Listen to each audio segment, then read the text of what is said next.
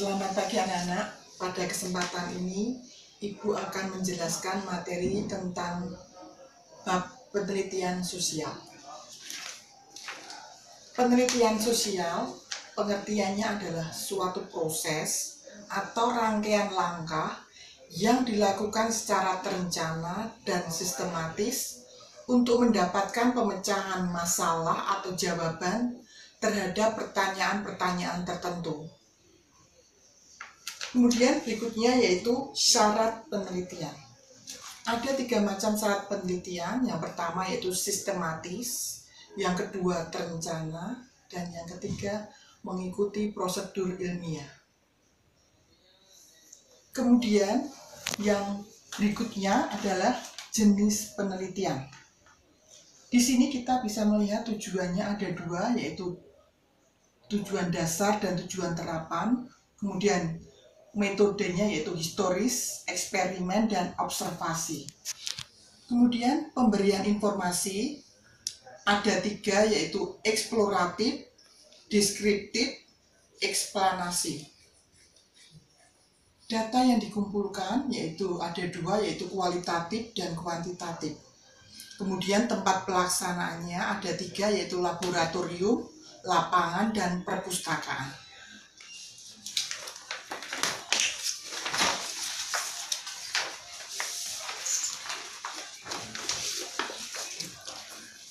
Berikutnya kita lanjutkan dengan langkah-langkah penelitian.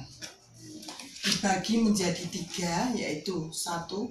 Pembuatan rancangan penelitian, kemudian pelaksanaan penelitian, kemudian yang ketiga pembuatan laporan penelitian. Rancangan penelitian terdiri dari 8 bagian besar. Yang pertama yaitu penelitian terdahulu, kemudian latar belakang masalah, yang ketiga perumusan masalah, yang keempat pertanyaan penelitian, yang kelima tujuan dan manfaat penelitian, yang keenam landasan teori, ya. Kemudian yang ketujuh hipotesis atau dugaan sementara, yang kedelapan adalah metodologi penelitian. Kemudian kita lanjutkan dengan menentukan topik penelitian. Yang pertama, topik penelitian harus sesuai dengan minat peneliti. Yang kedua, topik yang dipilih harus bisa diteliti oleh peneliti. Yang ketiga, data cukup tersedia. Yang keempat, topik memiliki kegunaan praktis, bermanfaat, dan penting untuk diteliti. Sampai di sini tentang langkah-langkah penelitian. Kemudian kita lanjutkan dengan ciri-ciri penelitian. Ini anak-anak, ciri-ciri penelitian.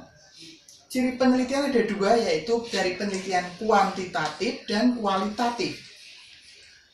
Ciri penelitian kuantitatif yang pertama ada intervensi terhadap subjek. Kemudian yang kedua, data berupa angka. Yang ketiga, subjeknya banyak. Yang keempat, terdapat jarak dalam interaksi antara peneliti dan subjek peneliti. Untuk menjaga objektivitas penelitian. Yang kelima, analisis data setelah data terkumpul. Ini adalah ciri penelitian kuantitatif. Berikutnya yaitu ciri penelitian kualitatif. Yang pertama, bersifat alamiah. Yang kedua, data penelitian bersifat deskriptif. Yang ketiga, subjeknya terbatas. Yang keempat, kontak personal secara langsung, ya, secara langsung. Yang kelima, analisis data dilakukan secara induktif. Berikutnya, subjek penelitian atau responden, yaitu pihak-pihak yang dijadikan sebagai sampel dalam sebuah penelitian. Kemudian ada juga tentang istilah populasi, yaitu merupakan keseluruhan elemen atau unit penelitian yang memiliki karakteristik tertentu yang dijadikan sebagai objek penelitian. Berikutnya yaitu sampel. Sampel adalah bagian kecil dari anggota populasi yang diambil menurut prosedur tertentu, sehingga dapat mewakili populasinya.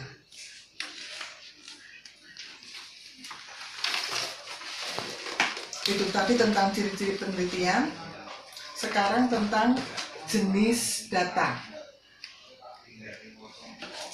Jenis data ada 3. Menurut yang pertama, menurut cara perolehannya, data terdiri dari 2, yaitu data primer dan data sekunder. Kemudian yang kedua, menurut sifatnya, data terdiri atas data kualitatif dan data kuantitatif. Kemudian yang ketiga, menurut sumbernya, data dibagi menjadi 2, data internal dan data eksternal. Demikian yang dapat Ibu sampaikan tentang penelitian sosial.